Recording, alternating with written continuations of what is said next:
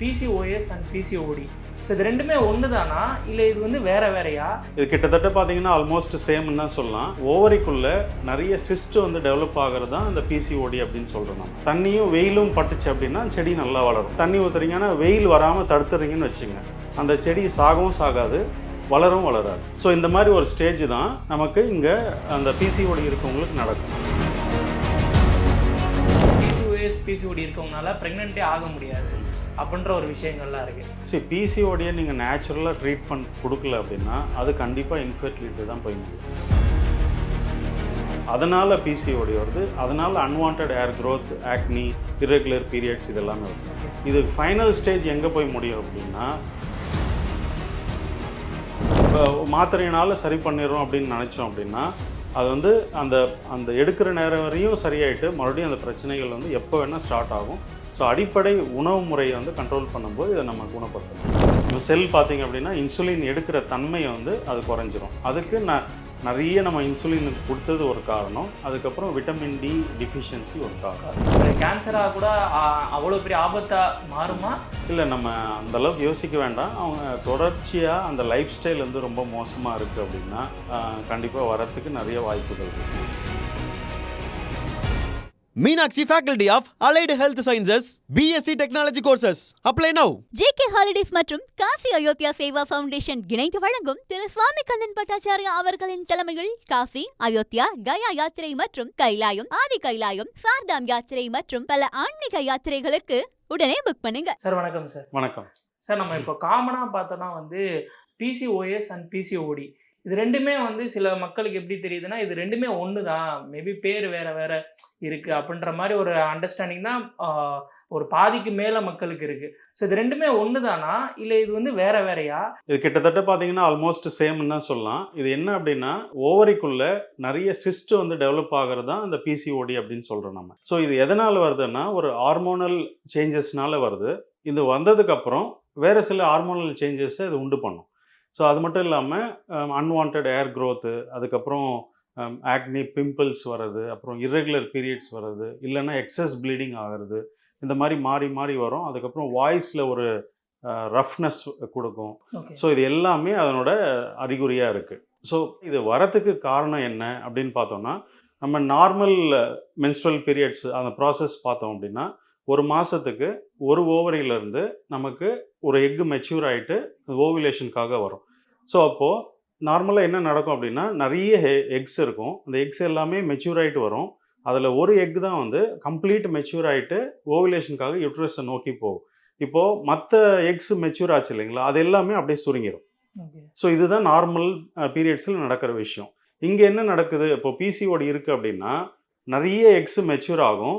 அதுக்கப்புறம் அடுத்த ஸ்டேஜுக்கு அந்த ஃபைனல் மெச்சூரேஷனுக்கு போகாமல் எல்லா எக்ஸுமே மெச்சூர் ஆகிட்டு ஒரு ஸ்டேஜில் அப்படியே நின்றுடும், சுருங்காமே அப்படியே நின்றுடும். இதுக்கு பேர் என்னென்னா ஃபாலிகுலர் அரெஸ்ட் அப்படின்னு சொல்லுவாங்க. ஸோ இது வந்து எப்படின்னா ஒரு எக்ஸாம்பிள் சொல்கிறேன். நீங்கள் வந்து ஒரு தோட்டத்தில் விதை போடுறீங்க, விதை போட்டுட்டு தண்ணி ஊற்றுறீங்க, தண்ணியும் வெயிலும் பட்டுச்சு அப்படின்னா செடி நல்லா வளரும். ஸோ சடனாக நீங்கள் வந்து தண்ணி ஊற்றுறீங்கன்னா வெயில் வராமல் தடுத்துறீங்கன்னு வச்சுங்க, அந்த செடி சாகவும் சாகாது, வளரும் வளராது. ஸோ இந்த மாதிரி ஒரு ஸ்டேஜ் தான் நமக்கு இங்கே அந்த PCOD இருக்கவங்களுக்கு நடக்கும்.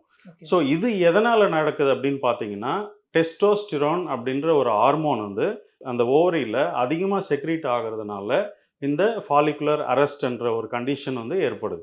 இந்த டெஸ்டோஸ்டிரோன் வந்து அதிகமாக சுரக்கிறதுக்கு காரணம் என்னன்னு பார்த்தீங்கன்னா, நம்ம உடம்புல நம்ம பிளட்டில் வந்து அதிகப்படியான இன்சுலின் லெவல்ஸ் செக்ரீட் ஆச்சு அப்படின்னா இந்த டெஸ்டோஸ்டிரோன் ஹார்மோன் செக்ரீட் ஆகும்.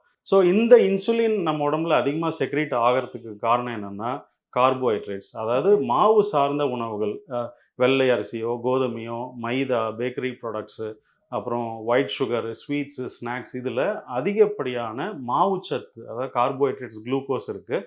ஸோ அதை சார்ந்த உணவுகளே நம்ம சாப்பிட்ற பழக்கம். அதுக்கப்புறம் பார்த்திங்கன்னா சின்ன சின்னதாக அடிக்கடி சாப்பிட்றது, மாவுச்சத்து அதிகமாக சாப்பிட்றது, இதுதான் இன்சுலின் லெவல்ஸ் அதிகம் ஆகிறதுக்கு காரணம். இந்த இன்சுலினால் டெஸ்டோஸ்டரோன் அதிகமாகுது, அதனால் PCOD வருது, அதனால் அன்வான்ட் ஏர் க்ரோத், ஆக்னி, இரெகுலர் பீரியட்ஸ் இதெல்லாமே வருது. இது ஃபைனல் ஸ்டேஜ் எங்கே போய் முடியும் அப்படின்னா இன்ஃபெர்டிலிட்டியில் போய் முடியும், இது நம்ம சரியாக ட்ரீட் பண்ணலன்னா. இப்போ இருக்கிற ரெகுலர் ட்ரீட்மெண்ட் அப்படின்னு பார்த்தீங்க அப்படின்னா இதுக்கு வந்து பர்த் கண்ட்ரோல் பில்ஸ் கொடுப்பாங்க, இல்லை இன்சுலின் ரெசிஸ்டன்ஸ் அதிகமாக இருக்கிறதுனால மெட்ஃபார்மின் அந்த டயபெட்டிஸ் கொடுக்குற மாத்திரைங்க கொடுப்பாங்க. ஸோ இது வந்து நீங்கள் எடுக்கும்போது இந்த சிம்டம்ஸ் எல்லாம் குறையும். பீரியட்ஸ் கொஞ்சம் ரெகுலர் ஆகும், ஆக்னி எல்லாம் குறையறதுக்கு வாய்ப்பு இருக்குது.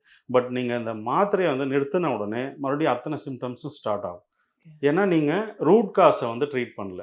ஸோ இதை வந்து வேர்லேருந்து நம்ம ட்ரீட் பண்ணோம்னா அடிப்படையாக ஃபஸ்ட்டு சாப்பிட்ற முறைகளும் சாப்பிட்ற உணவும் மாற்றணும். ஸோ அதிகப்படியான நம்ம கொழுப்பு கொடுக்கும்போது, நார்ச்சத்து உணவு அதிகமாக கொடுக்கும்போது இது வந்து நம்ம இன்சுலின் லெவல்ஸை ஃபஸ்ட்டு நம்ம குறைக்க முடியும். இன்சுலின் குறைஞ்ச உடனே அந்த டெஸ்டோஸ்டரோன் லெவல்ஸ் குறைஞ்சி ஹார்மோனெல்லாம் கரெக்டாக பேலன்ஸ் ஆகும்போது இதை வந்து ஒரு 3லேருந்து 5 மாதத்தில் பர்மனெண்ட்டாக க்யூர் பண்ணலாம். ஸோ இது வந்து இப்போ மாத்திரையினால் சரி பண்ணிடுறோம் அப்படின்னு நினச்சோம் அப்படின்னா அது வந்து அந்த அந்த எடுக்கிற நேரம் வரையும் சரியாயிட்டு மறுபடியும் அந்த பிரச்சனைகள் வந்து எப்போ வேணால் ஸ்டார்ட் ஆகும். ஸோ அடிப்படை உணவு முறையை வந்து கண்ட்ரோல் பண்ணும்போது இதை நம்ம குணப்படுத்த முடியும். அது என்னென்ன ஃபுட்டுன்னு நம்ம சொல்லலாமா சார்? இதெல்லாம் சாப்பிட்டா இதுக்கு வந்து நேச்சராகவே நம்ம கியூர் பண்ண முடியும்? ஸோ அதான் நம்ம அதனோட இன்சுலின் லெவல்ஸ் குறைக்கிறத நம்ம ஃபோக்கஸ் பண்ணோம். இன்சுலின் லெவல்ஸ் குறைக்கணும்னா ஹை கார்போஹைட்ரேட் இருக்கிற டயட்டு, அதாவது அந்த வெள்ளை அரிசியில் செஞ்ச அத்தனையும், அப்புறம் கடலை மாவில் ஸ்நாக்ஸு, ப்ளஸ் முக்கியமாக வந்து இந்த க்ளூட்டன் என்ற ஒரு பொருள் இருக்கிறதுனால கோதுமையை வந்து முழுமையாக தவிர்க்கணும். அதுக்கப்புறம் நிறைய ஸ்கூல் குழந்தைங்களுக்கு மைதா பேக்கரி ப்ராடக்ட்ஸு, சமோசா, பரோட்டா இதில் நிறைய ஈடுபாடு இருக்கும். ஸோ அதனால தான் வந்து பார்த்திங்க அப்படின்னா இன்சுலின் லெவல்ஸ் அதிகமாகும். முக்கியமாக குறிப்பாக பார்த்திங்கன்னா நீங்கள் நகர்ப்புறத்தில் இருக்கிற குழந்தைங்களுக்கு இது அதிகமாக இருக்கும். ஏன்னா அக்சசிபிலிட்டி டு ஃபுட் வந்து அதிகமாக இருக்குங்க. ஸோ அதனால் அதெல்லாம் தவிர்த்துட்டு நம்ம டயட் எப்படி இருக்கணும்னா ஃபேட் அண்ட் ஃபைபரை ஃபோக்கஸ் பண்ணணும். அதாவது தாவரத்துலேருந்து வர ஃபேட் அப்படின்னு பார்த்தீங்கன்னா தேங்காய், பாதாம், வால்நட்டு, முந்திரி, பிஸ்தா அந்த மாதிரி. அப்புறம் காய்கறி நார்ச்சத்துன்னு பார்த்தீங்கன்னா எல்லா காய்கறியும், குறிப்பாக வெண்டைக்காய், அவரைக்காய், பீன்ஸு, அதுக்கப்புறம் கோவக்காய், இந்த மாதிரி காய்கறிகள், அதாவது உருளைக்கிழங்கு இதெல்லாம் கொஞ்சம் தவிர்த்துட்டு இந்த மாதிரி பச்சையாக இருக்கிற காய்கறியும் கீரையும் சாப்பிடும்போது உங்கள் இன்சுலின் லெவல்ஸ் நேச்சுரலாக குறையும். இது மட்டும் இல்லாமல் கொஞ்சமாவது ஃபிசிக்கல் ஆக்டிவிட்டின்றது கொஞ்சம் அவசியம். எக்ஸசைஸ், யோகா, வாக்கிங், இல்லை ஏதாவது ஒரு கேம்ஸில் வந்து இன்க்ளூட் பண்ணோம் அப்படின்னா குழந்தைங்களுக்கு ஈஸியாக நம்ம வந்து அந்த சிஸ்டை வந்து நேச்சுரலாக ரிவர்ஸ் பண்ண முடியும். ஸோ இதுக்கான வந்து ஒரு முழு காரணமே வந்து ஃபுட்டு தான் மெயின் ரீசனாக இருக்குது. ஃபுட் அண்ட் எக்ஸசைஸ் இது மட்டும் நம்ம பண்ணாலே வந்து இந்த இதை வந்து அவாய்ட் பண்ணிடலாம். இன்னைக்கு பார்த்தீங்கன்னா நிறைய நோய்கள் பார்த்தீங்கன்னா வாழ்வியல் சம்மந்தப்பட்ட நோய், அதாவது நம்ம food habits, eating habits and life style, இந்த 3 தான் முக்கியமான காரணமாக இருக்குது. அதில் சாப்பாட்டில் பார்த்தீங்கன்னா இப்போது இன்றைக்கி இருக்கிற காலகட்டத்துக்கு மாவுச்சத்து எடுக்கிற இது வந்து அதிகமாக இருக்குது. ஸோ அதனால் இன்றைக்கி வந்து over weight, diabetes, fatty liver, PCOD, high BP இது அத்தனைக்கும் இந்த ஒரு சில காரணங்கள் தான். என்ன அப்படின்னா மாவுச்சத்து அதிகமாக எடுக்கிறது, அதுக்கப்புறம் ஃபிசிக்கல் ஆக்டிவிட்டி உடற்பயிற்சி எதுவுமே இல்லாமல் இருக்கிறது, சூரிய ஒளி வந்து நிறைய பெண் குழந்தைங்களுக்கு அந்த சன்லைட் எக்ஸ்போஷரே இருக்கிறது இல்லை. அதனால் விட்டமின் டி டிஃபிஷியன்சினாலையும் இன்சுலின் ரெசிஸ்டன்ஸ் அப்படின்ற கண்டிஷன் அதிகமாகும். அதாவது நம்ம செல் பார்த்தீங்க அப்படின்னா இன்சுலின் எடுக்கிற தன்மையை வந்து அது குறைஞ்சிரும். அதுக்கு நிறைய நம்ம இன்சுலின் கொடுத்தது ஒரு காரணம், அதுக்கப்புறம் விட்டமின் டி டிஃபிஷியன்சி ஒரு காரணம். Okay sir. ஸோ இப்போ வந்து நம்ம வந்து இதை பற்றின ஒரு காமனான ஒரு மித்து இருக்கணும் சார். அது மித்தாகவும் இருக்கலாம், இல்லை உண்மையாகவும் இருக்கலாம். ஸோ அது என்னென்ன அப்படின்னு நான் சொல்கிறேன், நீங்கள் இது உண்மையா இல்லை இது ஒரு மித்தா அப்படின்றத நீங்கள் வியூவர்ஸுக்கு எக்ஸ்பிளைன் பண்ணுங்க சார். ஃபஸ்ட்டு வந்து பிசிஓஎஸ், பிசிஓடி இருக்கவங்கனால ப்ரெக்னென்ட்டே ஆக முடியாது அப்படின்ற ஒரு விஷயங்கள்லாம் இருக்குது. சரி, பிசிஓடியை நீங்கள் நேச்சுரலாக ட்ரீட்மெண்ட் கொடுக்கல அப்படின்னா அது கண்டிப்பாக இன்ஃபெர்டிலிட்டி தான் போய் முடியும். நிறைய பேருக்கு என்ன அப்படின்னா மாத்திரை சாப்பிட்டா அதனோட அறிகுறிகள்லாம் சரியாயிடுச்சு, பீரியட்ஸ் ரெகுலர் ஆகிடுச்சு, அவ்வளோதான் இனிமேல் அப்படின்னு நினச்சிக்கிறாங்க. ஸோ இது வந்து நேச்சுரலாக ட்ரீட் பண்ணால் மட்டும்தான். அடிப்படையிலேருந்து நீங்கள் உணவு முறையிலேருந்து, சாப்பிட்ற முறையிலேருந்து, சீக்கிரம் தூங்குறதுலேருந்து, அதாவது குறிப்பாக வந்து மொபைல் வந்து பார்த்திங்கன்னா டார்க் ரூமில் வச்சு பார்க்குறது, இந்த மாதிரி விஷயங்கள்லாம் அவாய்ட் பண்ணலாம். நம்ம சன் செட் ஆன உடனே ஸ்க்ரீன் டைம் வந்து ஸ்க்ரீன் பார்க்குறது வந்து குறைக்கிறது நல்லது. ஏன்னா கார்டிசோல்ன்ற ஒரு ஹார்மோன் செக்ரீட் ஆச்சு அப்படின்னா அது இன்சுலின் லெவல்ஸையும் கொஞ்சம் அது ஸ்டிமுலேட் பண்ணிவிடும். ஃபோன் பார்க்குறது கூட ஒரு காரணமாக இருக்குது. அது ஒன் ஆஃப் த ரீசன் அப்படின்னு சொல்லலாம். ஸோ இத்தனை விஷயம் நம்ம மாற்ற வேண்டியது இருக்குது. அதாவது இன்றைக்கி நிறைய பேர் என்ன அப்படின்னா 10 மணின்றது படுக்கிற டைமே கிடையாது. அப்போ தான் வந்து எதாவது சாப்பிட்லாமா, இல்லை ஏதாவது ஆன்லைனில் ஆர்டர் பண்ணி சாப்பிட்லாமான்னு யோசிக்கிறாங்க. ஸோ எப்போ வந்து நம்ம லேட் நைட்டு ஃபுட்டு சாப்பிட ஆரம்பித்தோமோ அன்னைக்கு தான் வந்து பல நோய்கள் வர ஆரம்பிச்சது.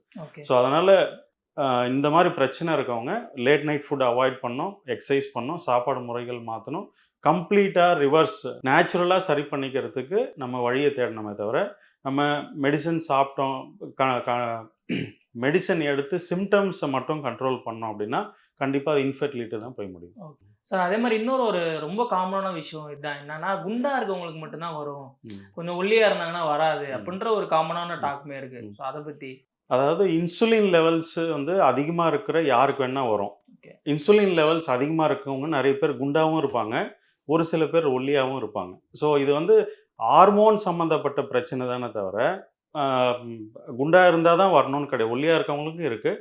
ஆனால் குண்டா இருக்கிறது one of the main reason சொல்லலாம். ஏன்னா ஓகே. இன்சுலின் லெவல்ஸ் அதிகமாக ஆகும்போது உங்களுக்கு ஓவர் வெயிட்டு கண்டிப்பாக வரும்.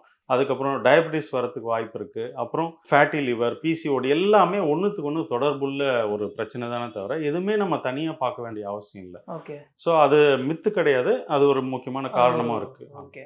ஸோ அதே மாதிரி குண்டா இருக்கவங்க வந்து இந்த பிசிஓஎஸ் இருந்தா அவங்களால ஒல்லி ஆகுறது ரொம்ப கஷ்டமா இருக்கும் அப்படின்றதும் இருக்கு. அதுவும் உண்மைதானா? அதுதான் குண்டாகிறதும் சரி, பிசிஓடியும் சரி, ஹார்மோன் சம்மந்தப்பட்ட பிரச்சனைகள். ஓகே. இது வந்து நம்ம சாப்பிட்ற உணவு இருக்கு இல்லைங்களா, அது வந்து அதில் நியூட்ரிஷன் இருக்குது, கேலரிஸ் இருக்குது.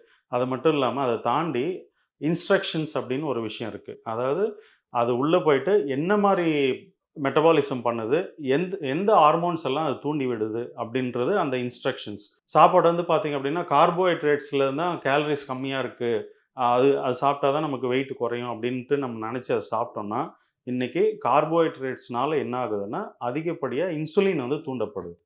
ஸோ இந்த இன்சுலின்ன்றது ஒரு ஹார்மோன். இந்த பர்டிகுலர் ஹார்மோன் எல்லா பிரச்சனையும் கொண்டு வரதுக்கு முக்கியமான காரணமாக இருக்குது. ஓகே. ஸோ இது மூலியமா வந்து இன்ஃபர்டிலிட்டி இன்கேஸ் இது வந்து க்யூரே பண்ணலன்னா இன்ஃபர்டிலிட்டி கூட ஆகும் அப்படின்ற மாதிரி சொல்றீங்க. அது கண்டிப்பாக 3லேருந்து 5 மாதத்தில் நேச்சுரலாக க்யூர் பண்ணுறதுக்கு வழி இருக்குது. ஆனால் அவங்க வந்து இந்த அடிப்படை உணவு முறை எல்லாம் மாற்றுறதுக்கு தயாராக இருக்கணும்.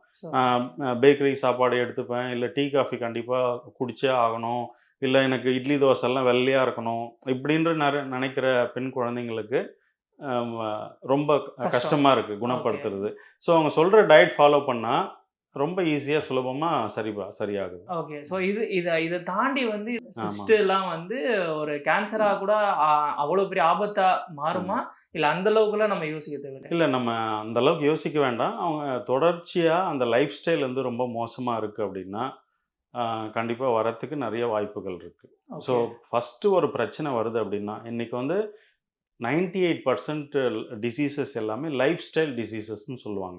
அதாவது இப்போ sugar, BP, thyroid, PCOD, fatty liver, இதெல்லாம் வந்து இது எல்லாத்துக்கும் நம்ம என்ன பண்ணுறோன்னா மாத்திரை மருந்துன்னு தேட ஆரம்பிச்சிட்டோம். இது வந்து நிறைய எடுக்கிறதுனால தான், நிறைய மாவுச்சத்து சாப்பிட்றதுனால வர விஷயத்த நம்ம என்ன பண்ணுறோம், மாத்திரை மருந்து மூலயமா தீர்வு தேடுறோம். அதாவது ஒரு பழமொழி சொல்லுவாங்க என்ன அப்படின்னா, don't use drugs for dietary disease. அதை உணவுனால வந்த ஒரு பிரச்சனைக்கு மருந்து எப்படி தீர்வு கொடுக்கும்? உணவே மருந்து. ஸோ அடிப்படை வந்து நம்ம ஓவர் வெயிட்டுக்கும் சரி, டயபெட்டிஸ், ஐபிபி, அப்புறம் joints pain, PCOD, fatty liver, இது அத்தனைக்கும் நம்ம ட்ரீட்மெண்ட் எங்கே ஸ்டார்ட் ஆகணும் அப்படின்னா நம்ம கிச்சனில் இருந்தால் ஸ்டார்ட் ஆகும். ஓகே.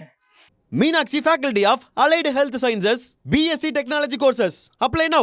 JK Holidays மற்றும் காஃபி அயோத்தியா சேவா ஃபவுண்டேஷன் இணைந்து வழங்கும் திரு சுவாமி கண்ணன் பட்டாச்சாரியா அவர்களின் தலைமையில் காஃபி, அயோத்தியா, கயா யாத்திரை மற்றும் கைலாயம், ஆதி கைலாயம், சார்தாம் யாத்திரை மற்றும் பல ஆன்மீக யாத்திரைகளுக்கு உடனே புக் பண்ணுங்க.